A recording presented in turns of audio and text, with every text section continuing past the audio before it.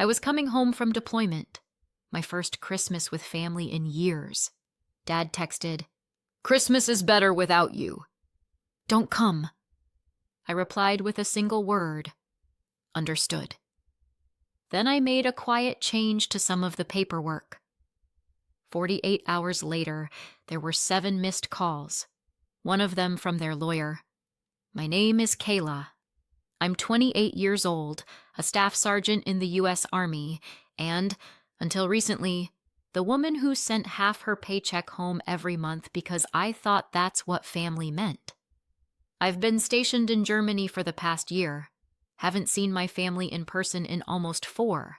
Not because I didn't want to, but because there's only so many times you can fly halfway across the world just to feel like an afterthought in your own living room. Still, this year I had hope. Which is funny, really. You'd think someone trained in tactical risk assessment would know better than to keep betting on people who never show up for you. But I guess I'm human before I'm a soldier, and humans hope, even when we shouldn't. When I found out I was approved for Christmas leave, I was genuinely excited. I hadn't been home for the holidays since I enlisted. I pictured my mom getting emotional, maybe even setting a place for me at the table. I imagined my dad offering me a beer without making it weird. I even thought, idiotically, that my sister might ask about my life instead of her own car problems. So I booked the flight. Non-refundable, because apparently I also believe in miracles. I messaged my mom. "Got leave. I'll be home for Christmas. Can't wait to see everyone." She heart-reacted the message. No words, just a little red heart. I tried not to read too much into it. I really did. For a few days, I let myself believe it would all be okay, that I'd come home to warmth instead of tension, that the people I'd been helping financially, month after month, might actually want me there for more than just the money. Then, 12 days before Christmas, my phone buzzed while I was standing in the base kitchen, halfway through a stale protein bar. It was from my dad. "Christmas is better without you." "Don't come." I stared at it for a long time, hoping it was a joke, a typo, anything. 2 minutes later, my sister followed up. "It'll just make things awkward. Please don't show up." That one hit harder than it should have. Not because she'd ever been warm, but because it sounded like the kind of text you send about an ex, not your own sister. I didn't argue. I didn't ask why. I just replied, "Understood." I'd like to say I didn't feel anything, that I was used to it, but that would be a lie, the kind of lie soldiers tell themselves to sleep better at night. No, my heart broke. Not loudly, not dramatically, just in that quiet, familiar way where you feel something inside you shift and know it won't shift back. And then something else happened. Not anger exactly, not revenge, just clarity. That night, I logged into the systems where my name still lived, the joint utility account I'd been covering temporarily for 3 years, my sister's car insurance, which had quietly billed to my card since she lost her job, and most importantly, the mortgage payment portal, where I'd been sending money every month, even though I was never on the deed. I didn't own the house, but I'd helped keep it afloat. My dad couldn't qualify a loan after his layoff. My credit and income made the approval possible, and since then, I'd been the invisible crutch no one acknowledged. So I made a few quiet changes. First, I shut down the auto transfers. Then I sent a formal email to the mortgage servicer stating that I would no longer be contributing financially and that all communication should go through the listed primary borrower, my father. "Are you sure?" the rep asked on the phone. "It may trigger a refinancing requirement or payment disruption." I nodded, even though she couldn't see me. "I'm sure." Then I did something I can't fully explain. I still took the flight home. Yeah, I know. They told me not to come. They made it clear I wasn't welcome. But the ticket was booked, and maybe some sad, stubborn part of me needed to see it through, to come home one last time, even if I didn't step foot in the house. I landed 2 days before Christmas, didn't rent a car, just took a cab straight to a budget motel off the interstate, the kind with too thin walls and mystery stains on the curtains. I sat on the edge of the bed, staring at the town I used to know. The lights, the same stores, the same cold wind through bare trees. But I didn't feel like I belonged here. I felt like a stranger who had outstayed her welcome in her own life. I didn't go by the house, didn't reach out again. I just waited. By the next morning, my phone was buzzing nonstop. 7 missed calls, 3 from my dad, 2 from a blocked number, 1 from my sister, and 1 from a number I didn't recognize until the voicemail played. "Ms. Morgan, this is Nathan Calloway, legal counsel for your parents. I've been informed that you've withdrawn financial support tied to their mortgage. They're understandably concerned. I'd like to speak with you before this creates further complications." Complications, I whispered, staring at the phone. Now they were concerned. Not when I was wiring money across the Atlantic. Not when I was missing birthdays, holidays, entire years of my own life. No, now. Now that the money stopped. I didn't call back. I ordered cheap takeout, pulled the thin motel curtains shut, and let the silence wrap around me like armor. I was officially home for Christmas, just not where they could see me. And for the first time in years, I felt the edge of something I hadn't tasted in a long time. Control. I don't remember the first time I felt like the outsider in my own family. I just remember realizing it had always been that way. There wasn't one big event. No dramatic get out of my house moment. Just a slow accumulation of moments where I was reminded, politely, passively, or with a smirk, that I was useful, but not essential. Present, but not central. I was 8 when my sister Haley was born. She came into the world red-faced and squalling, and my parents treated her like she had descended directly from heaven on a personal cloud. My dad said she was the miracle baby, which always made me wonder what that made me. A warm-up act? To be fair, I was a quiet kid, not brooding or weird, just low maintenance. I read books, lined up my toy soldiers, got decent grades. No one worried about me. And in my family, not needing help meant not getting attention.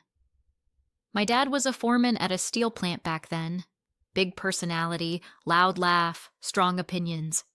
He was the kind of man who believed emotion was a weakness unless it came out of a clenched fist or a raised voice. If I cried, he told me to knock it off. If I got quiet, he called me dramatic. If I got mad, I was told to stop being hysterical. My mom was gentler, but in that vague, foggy way where you're not entirely sure she's in the room with you. She'd forget parent-teacher conferences, lose track of when my sports practices were, sometimes forget to pack lunch. But she remembered Haley's ballet recitals, her play dates, her favorite snacks.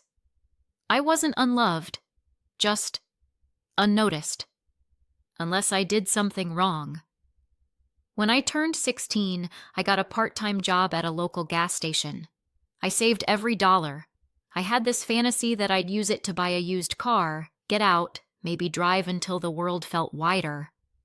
But 1 month in, my dad borrowed my savings to fix a leak in the roof. The roof never got fixed. But Haley's Sweet 16 had a DJ and catered cupcakes. I joined the Army at 19. No one stopped me. My dad said, "Figures." My mom cried, but it felt performative, like she thought that was what moms were supposed to do. Haley didn't say anything at all. I think she assumed I'd come back eventually, that I'd orbit around them like always. Boot camp was brutal, but it made sense to me. There were rules, expectations, consequences. If you worked hard, you earned something. You were part of something. For the first time in my life, I felt like I had a place. Meanwhile, back home, nothing changed. Or rather, Everything changed, and I wasn't told. I learned my dad had been laid off from the plant when I saw a GoFundMe link my mom posted on Facebook. The caption said, "Hard times. Trying to stay afloat. Every little bit helps." That was the first time I wired them money. I didn't even think about it. Just logged into my military account and sent $2,000. My dad didn't say thank you, just texted, "That should cover this month. Let me know when you can send more." After that, it became routine. Power bill, car insurance, the mortgage. There was always a reason. Always a sigh from my mom and a guilt trip from my dad. "It's not forever." "You're the only one doing okay," Haley, meanwhile, was working part-time and figuring things out. At 22, she crashed her second car. I paid the deductible and helped her get a used SUV. She sent me a one-word text. "Thanks." A month later, she posted a picture with the caption, "When you work hard, you earn your rewards." I didn't say anything. I just screenshotted it and saved it in a folder called Unpaid Debts and Unsaid Things. When I visited for Christmas 4 years ago, my last real attempt, they barely looked up when I walked in. My old room had been converted into storage. I slept on the couch. During dinner, my dad raised a glass to Haley. "To the one who always shows up." I didn't speak. Didn't eat much either. The next morning, there was no gift with my name on it. Just a mug that said, "Grumpy Vet." Everyone laughed. My mom said, "It's a joke." I smiled, because that's what you do when you're a walking punchline. After that, I stopped going back. I still sent money, still answered calls, but something in me started closing doors. Quietly, one by one. And yet somehow, I still hoped. When I got approved for leave this year, I told myself maybe they'd changed. Maybe I'd show up and they'd be happy to see me, not because I'd wired money or fixed another crisis, but because I was me. It was a stupid hope. But hope doesn't always need permission. Sometimes it just shows up. Now, sitting in a motel off the highway, I thought about all of it. The birthdays I'd missed, the paychecks I'd rerouted, the versions of myself I'd buried just to keep the peace. I thought about how I'd trained for combat zones but couldn't survive my own living room. I thought about how Haley once told me I was too intense because I didn't laugh at a meme where someone pretended to be a homeless veteran for likes. I thought about how my mom used to say, "We love you. We're just not good at showing it." As if love was a riddle and I'd failed to solve it. I thought about all of it, and I realized something that both hurt and healed at the same time. I wasn't part of that family. Not really. I'd just been financing it. The calls started 2 days before Christmas. At first, I ignored them. Not out of spite, at least not consciously, but because I didn't owe them urgency. I was done dropping everything the moment my phone lit up with a 503 area code. Done running damage control for people who only remembered my number when something broke. The first wave was small. A missed call from Dad. A voicemail from an unknown number. One from Haley, sent at 11:49 p.m., which I imagine was just late enough to be annoying, but early enough to be dramatic. I didn't listen. Then came the second wave. 7 missed calls before noon. 1 from the house landline. 3 from Dad's cell. 2 from Haley. And 1 from a number labeled Callaway and Green, Law Office. That one got my attention. I sat on the edge of my motel bed, coffee cup in hand, staring at the caller ID like it might explain itself. Eventually, curiosity won. I pressed play. "Ms. Morgan, this is Nathan Callaway, counsel for your parents. I've been informed that you've ceased financial contributions connected to a jointly financed home. They're understandably distressed. I'd like to speak with you before this creates further complications." "Complications," I muttered. "Right." Like self-respect, I didn't call back. I wasn't interested in being managed. I knew how this game worked. Turn concern into guilt. make guilt sound like duty, and hope I folded before they had to face the consequences of living without me. Instead, I put my phone on Do Not Disturb and went for a walk. It was snowing. That soft, early winter kind of snow, just enough to dust your shoulders, not enough to make anything beautiful. The streets looked the same as I remembered. A little dull, a little gray. My hometown hadn't changed much, but somehow I had.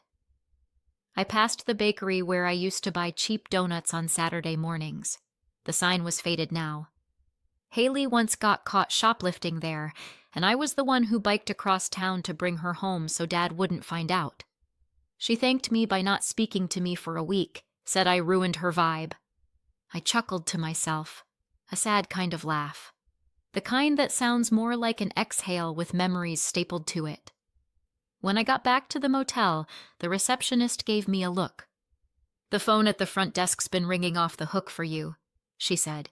"You some kind of local celebrity?" "Something like that," I said, and went upstairs. That night, I did what any emotionally stable adult would do. I opened the bottle of cheap whiskey I'd bought at the gas station and sat in the dark, rewatching old training videos on my laptop.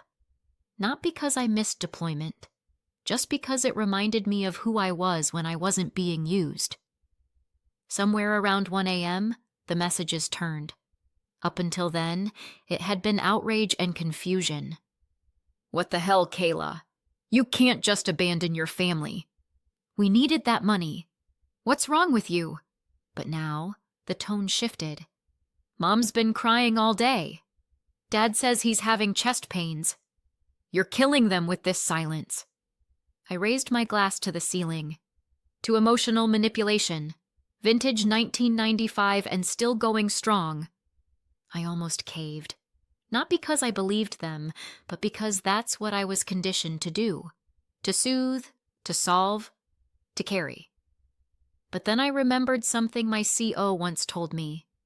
The silence you keep is often louder than the things you say. So I kept it. By Christmas Eve morning, the messages had gone from dramatic to biblical. There were Bible verses, pleas, one cryptic post from Haley that read, "Some people forget who fed them when they were starving," followed by a family photo, her, Mom, and Dad on the couch, 3 stockings on the wall. Mine wasn't there. And that's when I broke my silence. Not with a call, not with a message, just a single post, a photo album titled, "Just So We're Clear," and a caption that read, "Sometimes family isn't who you were born to. It's who doesn't ask for proof every time you say you're tired."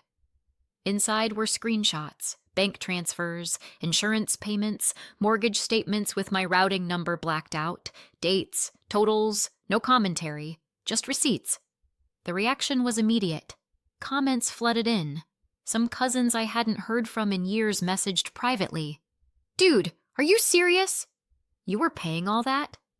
They always made it sound like you bailed on them. I had no idea, man." That's messed up. Mom's Facebook went dark within the hour. Dad changed his profile picture to a photo of him fishing, classic avoidance. Haley posted something passive-aggressive about people who thrive on drama. I didn't respond. Not out loud. But I booked one more night in the motel. At 6:32 p.m., I got a voicemail from Dad. "You've gone too far, daughter." "Too far? You humiliated us. I don't even know who you are anymore. You used to be loyal. Now you're just cruel. Congratulations, you've ruined Christmas." That was rich, considering I wasn't even invited. Then, at 7:10 p.m., Haley sent a final text. "You made your point. They're freaking out. Mom's not eating. Dad's threatening to sell the house. Are you happy now?" No, I wasn't happy, but I was honest. For once, I was honest with myself. I stared at the screen for a long time and typed a reply. Then I deleted it. Instead, I sat with the silence again. And this time, I realized I wasn't waiting for them to understand. I was finally learning to stop explaining. I didn't respond to Haley's final text, the one where she said, Are you happy now? Because I wasn't. Not really. I didn't feel triumphant or vindicated, just tired. Like someone who'd been dragging a suitcase uphill for 10 years and finally let go of the handle. On Christmas morning, I woke up to silence. No calls, no threats, no guilt bombs. Just the hum of the motel mini fridge and a blinking light on my phone. An unread voicemail from an unknown number. I pressed play. Kayla, this is Mr. Calloway again. I've spoken to your parents, and I think emotions are just high right now. They'd like to meet in person. No pressure, of course, but I believe a calm discussion could resolve this. I stared at the ceiling. Resolve what exactly? The decade-long family gaslighting? The financial hostage situation? Still, a part of me was curious. I texted back a time and location. Tomorrow, 6 p.m. Denison's Diner, off Route 12. Booth in the back. Neutral ground. Public setting. Fewer chances for screaming, or at least less volume if they tried. I didn't tell them I'd be bringing someone else. The next evening, I arrived 10 minutes early and ordered coffee. No food. I didn't trust my stomach to behave. The place was quiet. Low lighting, old jukebox in the corner, holiday lights still blinking like they hadn't gotten the memo. I chose a booth in the back, the kind where you could see the door and every exit. At exactly 6:03 p.m., they walked in. Dad in his stiff jacket, jaw set like stone. Mom holding her purse like it might flee the scene without her. Haley in oversized sunglasses, indoors, which was either a fashion choice or a weak disguise. They slid into the booth without speaking. I didn't greet them, just watched. Dad went first. We don't want this to get uglier than it already is. Mom chimed in, voice fragile. We're a family. We've all said things we didn't mean, Haley sniffed. But posting our private stuff online? That was low, Kayla. Even for you, I leaned back. Even for me? Interesting take. Dad narrowed his eyes. You humiliated your mother. Your sister. Me. I sipped my coffee. No, you did that yourselves. I just stopped covering it up. Haley's sunglasses slipped a bit. Her eyes were red. You didn't have to cut us off. That house, I interrupted, was being partially paid for by someone who wasn't allowed to step foot in it for Christmas. Let's not pretend this was about logistics. Dad clenched his fists on the table. We came here to fix this. But if you're going to keep playing the victim, no one's playing anything, I said, voice flat. I just stopped funding my own erasure. I reached into my coat and pulled out a folder. Thick, neatly tabbed. Since we're all here, let's be clear. I slid it across the table. Inside, records of every transfer I'd made, every bill I'd paid, a signed document from the lender confirming I'd ceased contributions, Haley's car insurance log, and yes, screenshots. All the ones they'd conveniently forgotten. Mom's face paled. Dad's went red. Haley's lips pressed into a line so tight I thought she might implode.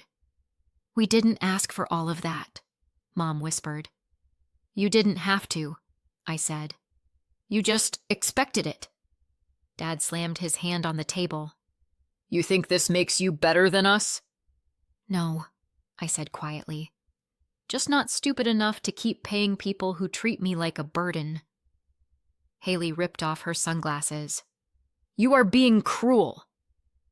You're doing this to your own family. Family is a two-way street, I said. I've been walking it alone for years.